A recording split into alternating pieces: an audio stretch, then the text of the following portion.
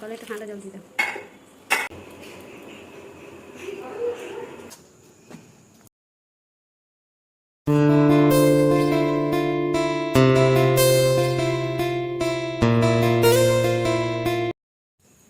আজকে আর রান্নাটা করতে ইচ্ছা করছে না, ভাবছি তোমার দাদাভাইকে দিয়েই করায়, কিন্তু ও আমার অনেকটা দূর থেকে আসছে, আর অন্যদিন অনেক দেরি হয়, আজকে তাড়াতাড়ি ফিরছে।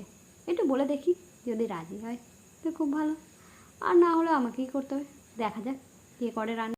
স্যার সময় হয়ে গেছে বলে ব্যালকনিতে দাঁড়িয়েছিলাম, তো দেখতে পেলাম ও আসছে, তাই তাড়াতাড়ি করে নিচে গেলাম ওকে দরজাটা খুলে দেওয়ার জন্যে।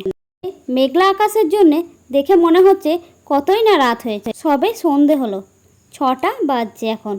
একটু হাত পা ধুয়ে নিক, দিয়ে একটু ফ্রেশ হয়ে নিক, তারপরে একটু চা জল টিফিন দিয়ে খাই। গল্প করতে করতে তারপর একবার বলে দেখবো কি জানি রাজি হবে কি না।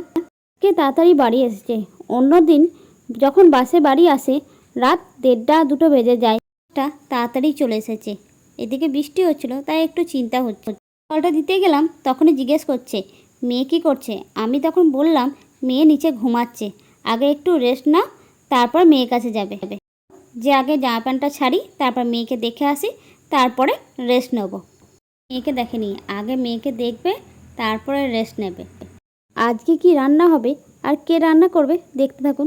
মিষ্টির মায়ের অনুরোধে শুরু করলাম আজকের রান্না। আজকে রান্না করব আমি মাশরুমটা কিন্তু এর আগে কখনো করিনি, এই প্রথমবার করছি। ক্যামেরার পিছনে রয়েছে মিষ্টির মা। মাশরুমটা কিভাবে রান্না করে সেটা কিন্তু মিষ্টির মাই বলে যাচ্ছে, আর আমি করছি। প্রথমে উষ্ণ গরম জল দিয়ে মাশরুমটাকে ভালো করে ধুয়ে নেব, ধোয়ার পর আবার ঠান্ডা জলে দ্বিতীয়বার ধুয়ে নেব। আমি কিন্তু 3বার ধুয়েছি, আপনারা চাইলে 2বার 3বার যতবার খুশি ধুতে পারেন। তারপর একটু হাওয়াতে শুকোতে দেবো যাতে শুকিয়ে যায়। এই সুযোগে আমি পেঁয়াজ কুচি করে নেব, 2 থেকে 3টে পেঁয়াজ দিয়েছি, তার বড় বড় সাইজের, আর লঙ্কা কুচি, সাথে আদা রসুন পেস্ট।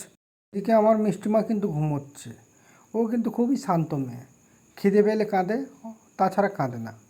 টমেটো কুচি করে নেব, টমেটো দেখবেন ছোটো ছোটো পিস করছি, কারণ হচ্ছে মিক্সিতে যাতে তাড়াতাড়ি পেষা হয়। মিক্সির মধ্যে টমেটোগুলো দিয়ে এবার পিষে নিচ্ছি।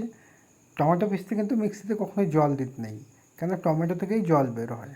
এই দেখুন পেস্ট করে নিয়েছি। এরপর দেবো কাজুকে কিন্তু জল দিতে হয়, তাই 20 থেকে 25 গ্রাম মতো কাজু দিয়েছি, কাজুটাকেও পেস্ট করে নিলাম।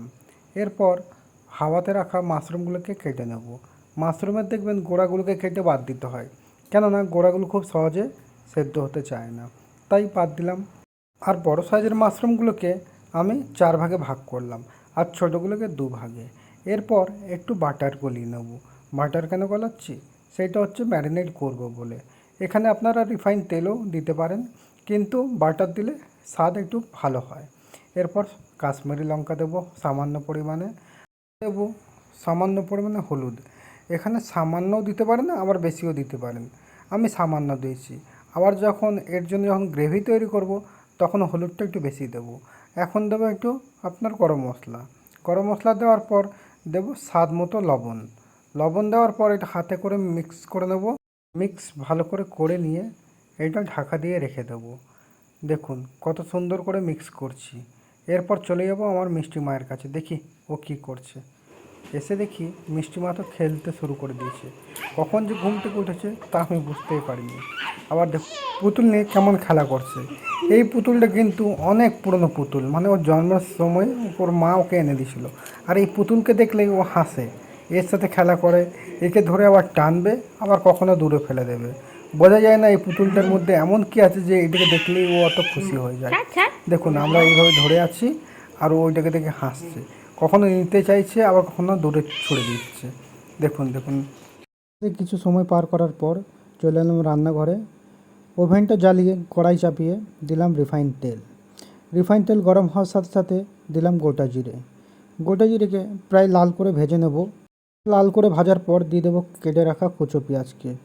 দেওয়ার পর সেটা আবার নেড়ে চেড়ে নেব, যাতে একদিকটা পুড়ে না যায় বা একদিকটা কাঁচা না থেকে যায়।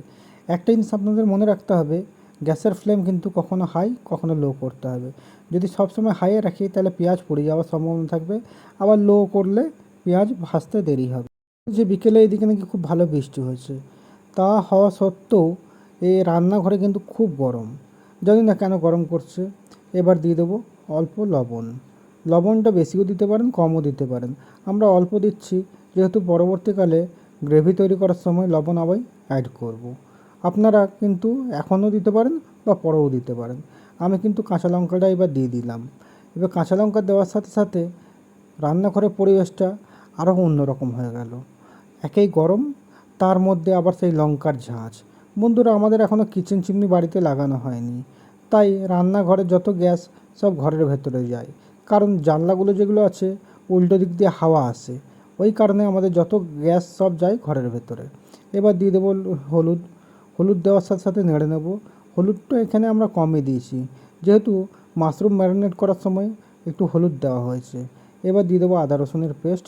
আদা রসুনের পেস্ট দেওয়ার পর সেটাকে ভালো করে নেড়ে ছেড়ে নেব।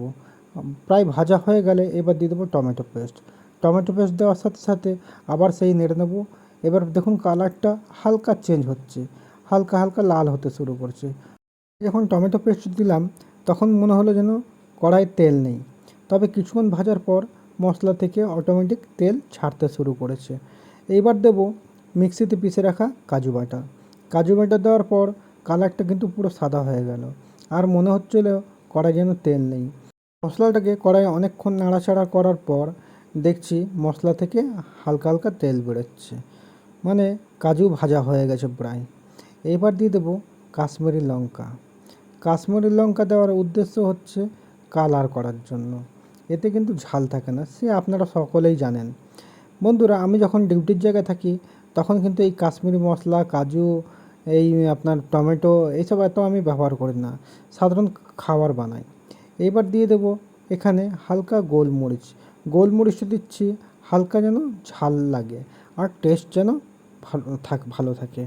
এইবার দিয়ে দেবো সেই ম্যারিনেট করা আপনার মাশরুমটাকে দেওয়ার পর সেটাকে ভালো করে নেড়ে ছেড়ে নেবো। বন্ধুরা, আপনারা লক্ষ্য করছেন কি না জানি না, আমি কিন্তু এখনও পর্যন্ত জলের ব্যবহার করিনি, কিন্তু এইটাকে ভাজার পর হালকা জল দেব। দেখুন নাড়াচাড়া করছি আর কালারটা দেখুন দুর্দান্ত হয়েছে। এখন মনে হচ্ছে কিন্তু তেল আমার বেশি হয়ে গেছে। কেন বেশি মনে হচ্ছে সেটা হয়তো বুঝতেই পেরেছেন। আমি যেহেতু ম্যারিনেট করার সময় তখন বাটারের ব্যবহার করেছিলাম।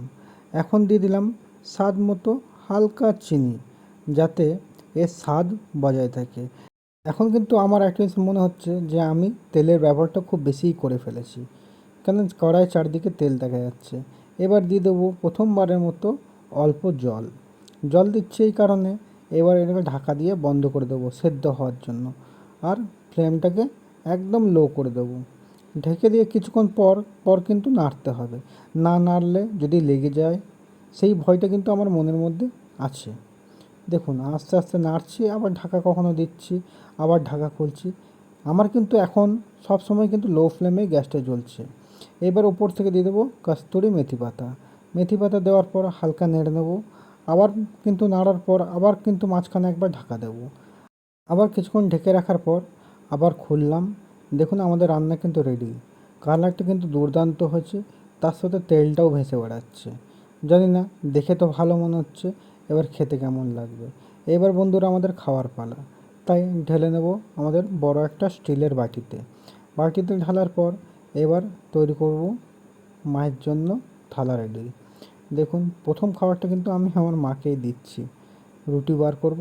আমার মা কিন্তু রাতে রুটিই খায়, ভাত খায় না, যেহেতু সুগার আছে। তো এখানে আমি একটু রেগে গেছিলাম, যেহেতু পরিবেশনটা মিষ্টির মাই করে থাকে, কিন্তু আজ আমাকে দিয়ে করাচ্ছে। আমি নিয়ে চলে গেলাম মায়ের কাছে।